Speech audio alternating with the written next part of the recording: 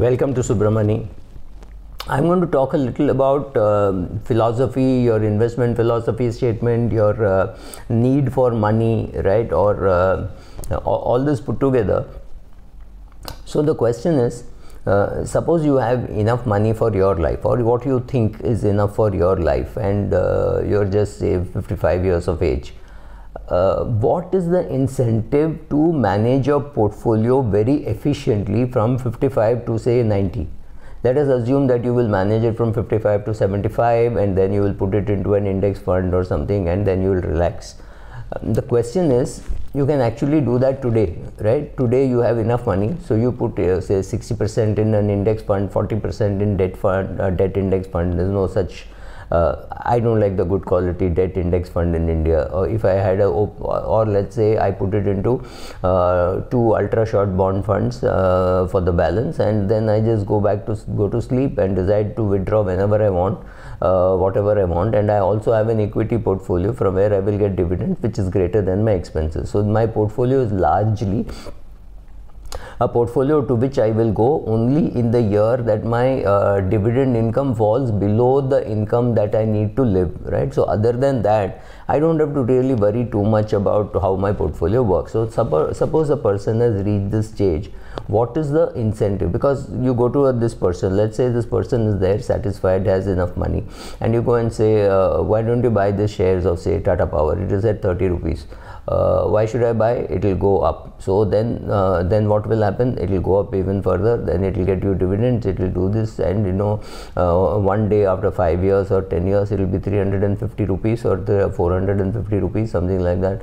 The question is, the person who is hearing this is just not receiving it because the person does not have any reason to be buying it, because the portfolio return, nothing makes sense because the goals have been met.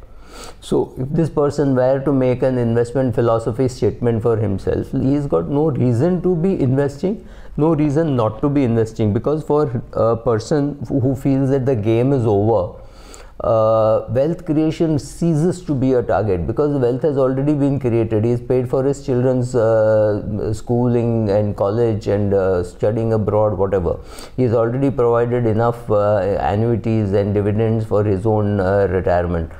For him now, the money which he is managing is more a game rather than a return which he must get for his day-to-day living. Let us assume that he has got in debt funds, he's got money for 10 years, and he's got a dividend which is greater than his expenses. Having done that, it's very difficult to find a motive for this person to be investing, and investing well and investing efficiently, because for all the inefficiencies that he provides for, it's even if he does, it's already provided for. Maybe he's very environment conscious and he uses public transport wherever possible. So the question is, you got so much money, why do you use public transport? Why can't you use your car? Fair enough, a good question, because then he turns to himself and says, okay, I can use my car, but I don't want to use my car. I don't want to waste so much of petrol. I got a big SUV and I want to travel 40 kilometers. I'll be far more efficient going and coming by train. So there is a reason to save money, and which is actually trying to save the environment, and there's a reason to use your driver and your SUV to go for a 40 kilometer ride. Both are justified. So the question is, what drives? If you don't know what drives you, you need to sit down, introspect, and write down as to why you're investing, because otherwise what you will do is you will say, oh, okay, I think the share is good, so you will buy. You may actually make money, maybe you will make 50,000 rupees, maybe you make 1 lakh. Now this does not move the needle in your portfolio. So the drive goes away unless you can start writing your goals as to why you're doing what you're doing, how will you be doing, which share, why are you buying, right? Your investment diary. If you don't start writing all this, chances are somewhere you'll flounder, or you say, I don't know why I'm doing, so let me sell off all my debt, I'll put it to equity, or sell off all my equity, put into debt. You might do something like that. You might be completely right. One share which you picked up may be completely right, but if you did not have the full conviction or full guts, You may have bought 500 shares or 1000 shares or even 5000 shares, and that may not be impacting your portfolio.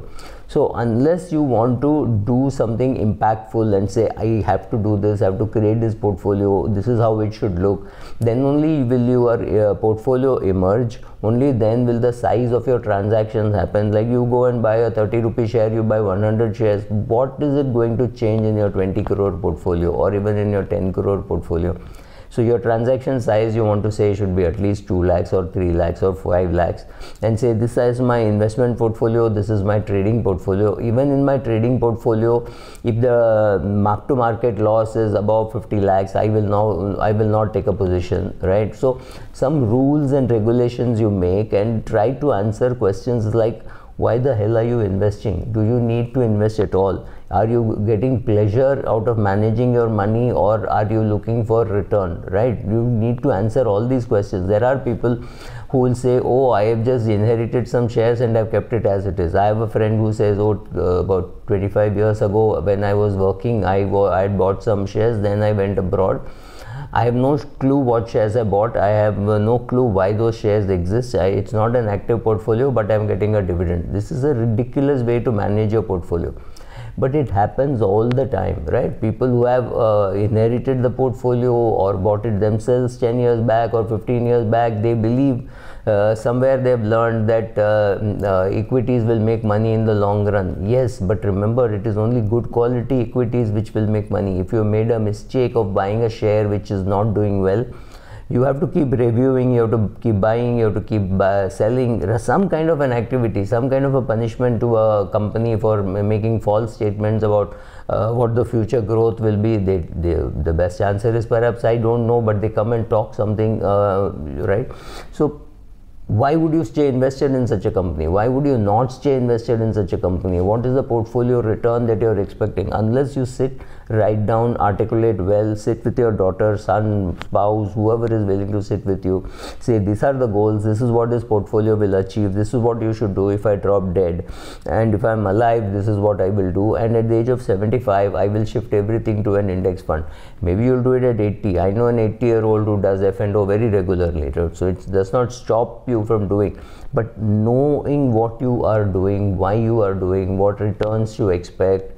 Not that you need to expect 12% and get 12%. That's not the purpose. The purpose is to know why you're doing all this, and what happens if you cease doing this. Like if your wife, if you were to die and your wife were to just handle it, will she be able to handle it, right? All these questions have to be answered before you start investing in a sensible way. Thank you.